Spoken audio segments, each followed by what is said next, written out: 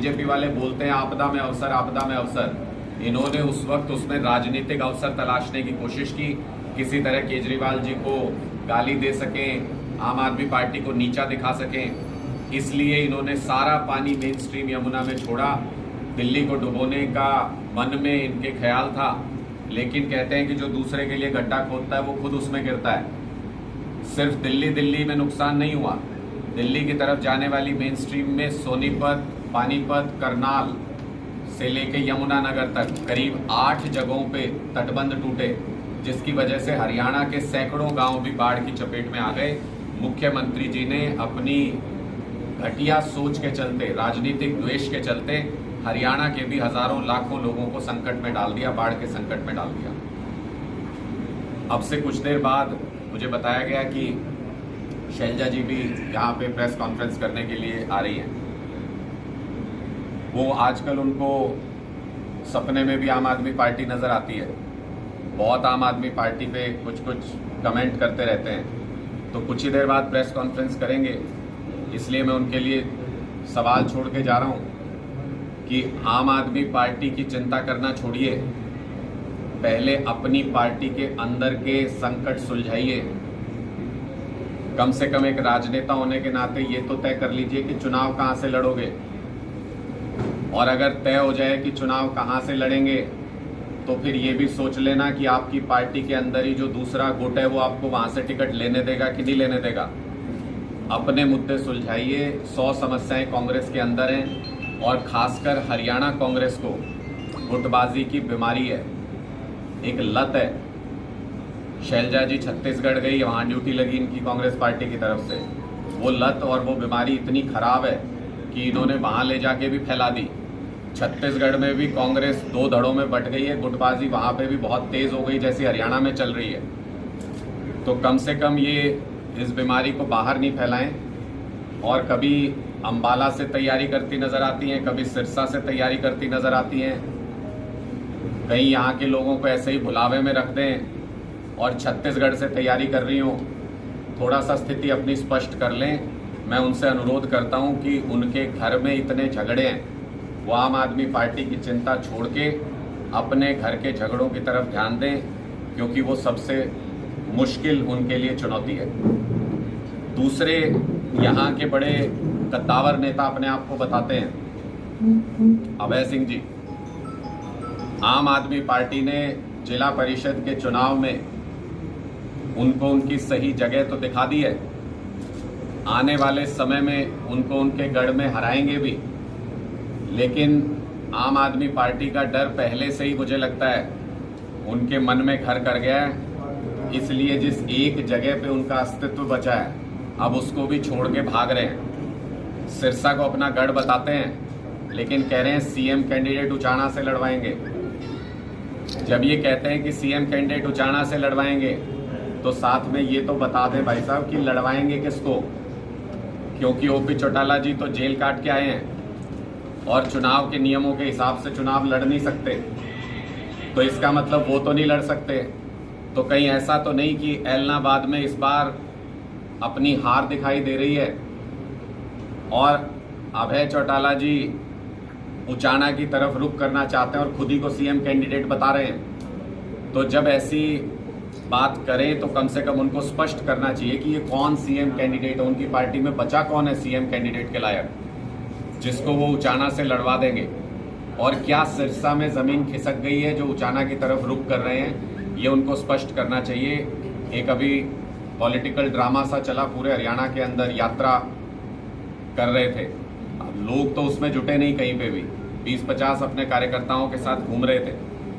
लेकिन ये जरूर लगा कि कहीं ना कहीं उनकी सरकार के वक्त में जिस तरीके की लूटपाट, जिस तरीके का आतंक, जिस तरीके की दादागिरी, जिस तरीके का भ्रष्टाचार था, उसके पश्चाताप के लिए ये लगा कि जैसे कोई यात्रा निकाल रहे हैं और उसका पश्चाताप कर रहे हैं कि हमने जो पाप किए हैं अपने समय में, उनकी माफ़ी मांगते हुए पूरे हरियाणा में घूम रहे हैं। तो मुझे लगता है ये आज का राजनीतिक परिदृश्य है, जिसमें आम आदमी पार्टी जो सही विपक्ष है उसकी भूमिका हरियाणा के अंदर निभा रही है।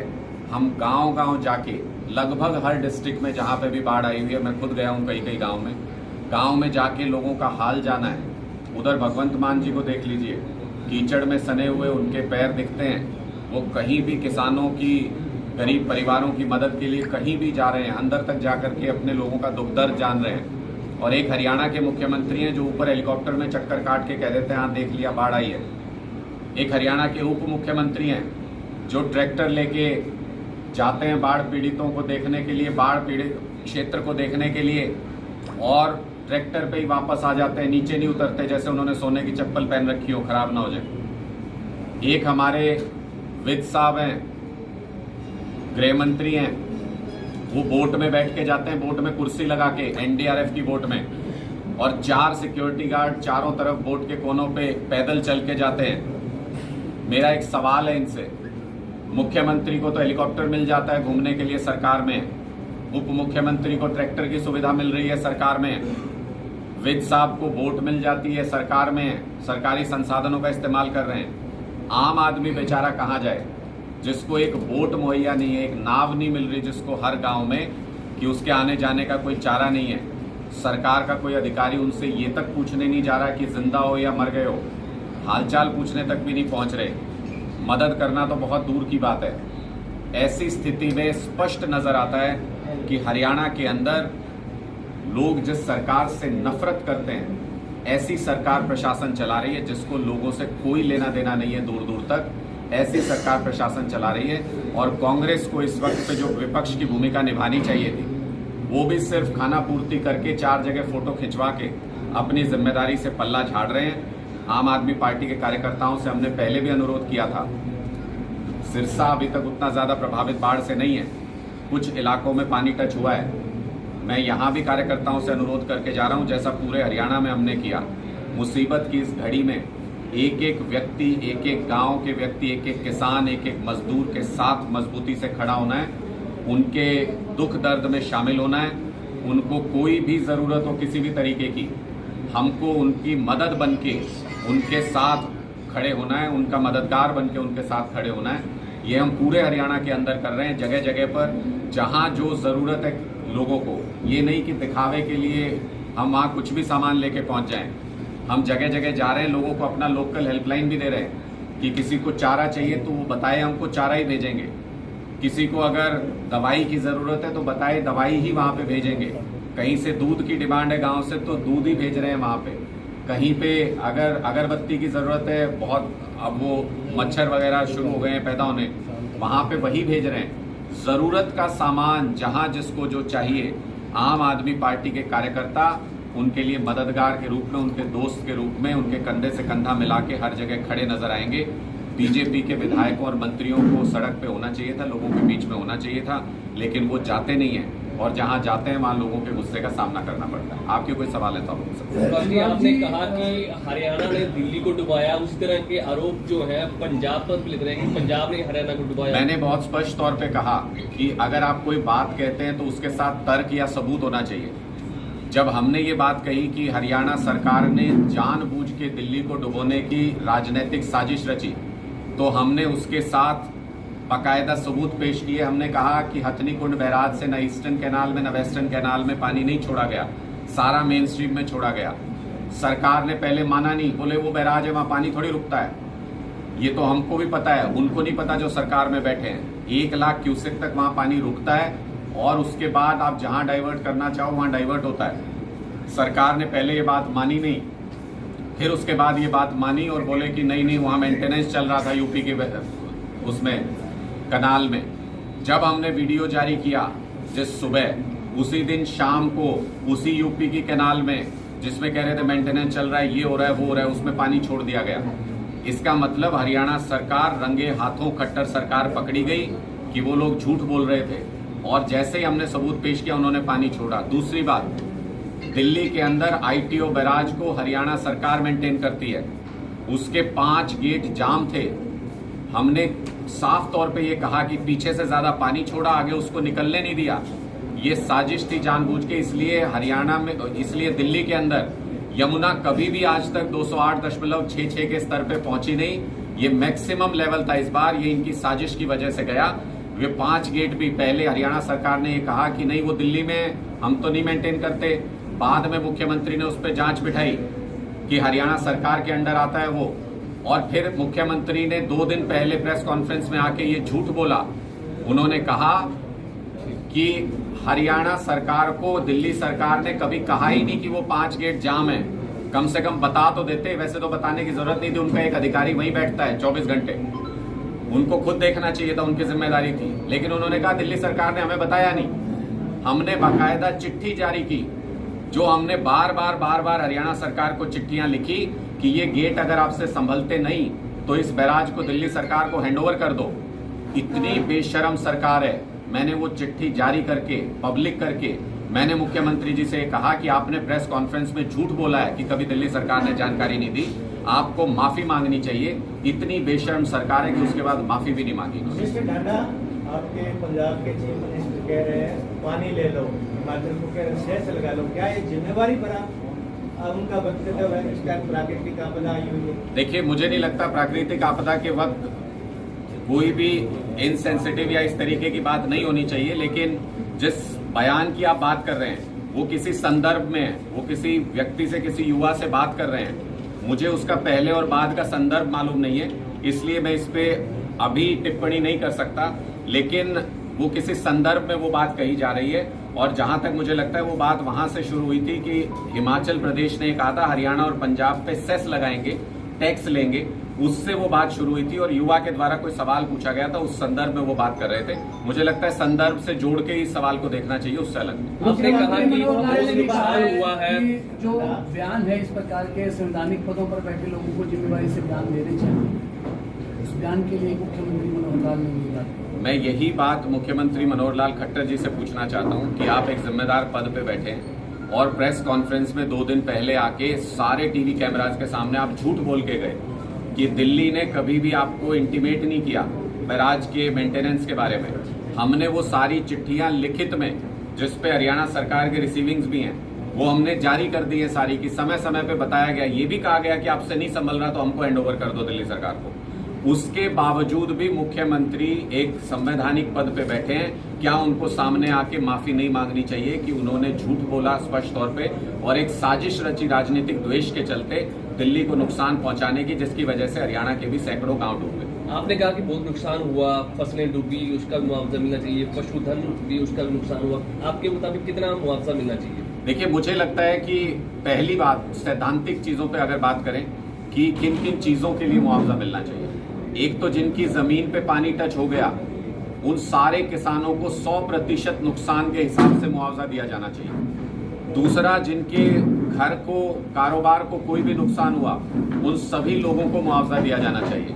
तीसरा, पंजाब सरकार ने किया था ये पिछली बार जब फसल का नुकसान हुआ, मजदूर भी इस सिस्टम का हिस्सा है। जब आपका काम होता है तो मजदूर की कमाई होती है, अब जब बाढ़ आई हुई है तो उनकी भी रोजी रोटी छिन गई है, उनके लिए भी स्पेशल मुआवजे का ऐलान होना चाहिए। चौथा, कि जिनके जान माल का, पशुधन का नुकसान हुआ है उनके मुआवजे का ऐलान होना चाहिए, और स्पेशल गिरदावरी का अनाउंसमेंट सरकार की तरफ से हो जाना चाहिए था। और जिनके खेतों में पानी लगा है उसके लिए तो आपको किसी और सिस्टम की जरूरत ही नहीं। ये क्या करते हैं, जब फसल का मुआवजा देना था तो इन्होंने इंतजार किया कि पहले कट जाए पूरी फसल, फिर कुछ भी कह देते हैं 25% नुकसान था, 50% नुकसान, कहां से साबित करेगा किसान? ऐसे ही अब ये पानी उतरने का इंतजार कर रहे हैं, फिर कुछ भी कह देंगे यहाँ तो पानी आया ही नहीं था, कम आया था। मुझे लगता है जिस भी खेत में पानी टच किया उन सभी को पीड़ित मानते हुए 100% नुकसान के हिसाब से मुआवजा दिया जाना चाहिए। हरियाणा में जो मुआवजा मिलता है, पहले की जो परंपरा है 15,000 रुपए देते हैं किसान को, किसान का खर्चा इससे कहीं ज्यादा हो जाता है पर एकड़ अगर देखें। मुझे लगता है कि इसकी एक स्टडी करके एक बहुत उचित मुआवजा, हमारी तो मांग ये है कि ये जो त्रासदी है इसमें तो पूरी फसल ही तबाह हो गई, एक सीजन तबाह हो गया, किसान का पैसा लग चुका था, उसके बाद ये तबाह हो गए किसान, तो इनको 50,000 रुपए प्रति एकड़ के हिसाब से सरकार की तरफ से मदद दी जानी चाहिए, और उसमें से कुछ मदद का फौरी तौर पे तुरंत ऐलान होना चाहिए।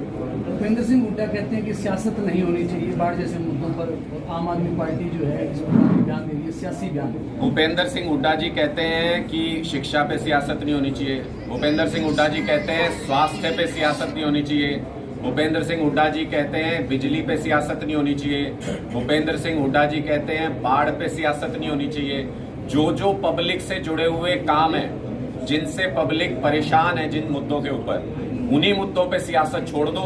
तो फिर किस बात पे सियासत करें? ये भूपेंद्र हुड्डा जी बता दें कि उनकी तरह जात पात की राजनीति करें, उनकी तरह द्वेष की राजनीति करें, उनकी तरह परंपरागत वो राजनीति करें जिसमें आप किसी के दुख दर्द में शामिल नहीं होते हैं। बाढ़ में भी अगर गए, पुराने राजनेताओं की सबकी हालत ये है कि किसी के दुख दर्द में शामिल होना नहीं चाहते। बाढ़ में हुड्डा साहब गए, पानी में एक पैर रखा हो तो बता दो, बाहर खड़े होकर फोटो खिंचवा के कह देते हैं हाँ हाँ ये बयान दे दिया हमने। ये राजनीति पुरानी हो चुकी है। आम आदमी पार्टी लोगों की राजनीति करती है, आम लोगों की राजनीति करती है, उनके बीच में उतर के राजनीति करती है। अगर बाढ़ से लोग परेशान हैं तो इस पे राजनीति करेंगे, 100% करेंगे। जो भी कांग्रेस बीजेपी को कहना कहते रहे। मिस्टर ढांडा, एक तरफ आप कांग्रेस को कोस रहे हो, कांग्रेस को कोसते कोसते आपकी पार्टी दिल्ली में आई, पंजाब में या पटना में गलवाई। डबल स्टैंडर्ड क्यों? आप विचारधारा सिद्धांत की बात करते हैं। देखिए, हमने बिल्कुल हमेशा सिद्धांत की बात की और हमने सैद्धांतिक तौर पे पहले ये स्पष्ट कर दिया था कि लोकतंत्र के ऊपर मोदी सरकार एक बहुत बड़ा हमला कर रही है। दिल्ली की चुनी हुई सरकार को अभी भी वही हुआ, जब बाढ़ आई तो प्रधानमंत्री विदेश में है और विदेश से चुने हुए मुख्यमंत्री को फोन नहीं किया, एक अपॉइंटेड ऑफिसर को, एलजी को फोन करके पूछते हैं दिल्ली में क्या हालत है। ये स्पष्ट दिखाता है कि लोकतंत्र में भारतीय जनता पार्टी का विश्वास नहीं है।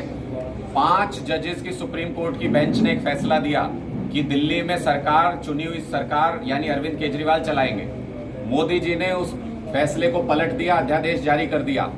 हमने ये कहा था कि लोकतंत्र को बचाने की ये लड़ाई है। इस लड़ाई में जो जो लोग साथ आएंगे उनके साथ चर्चा की जा सकती है। कांग्रेस ने पहले इस पर स्पष्ट बयान नहीं दिया तो हमने कहा हम किसी ऐसी मीटिंग में नहीं जाएंगे जहां लोकतंत्र को बचाने के लिए भी लोग एकजुट नहीं होते हैं।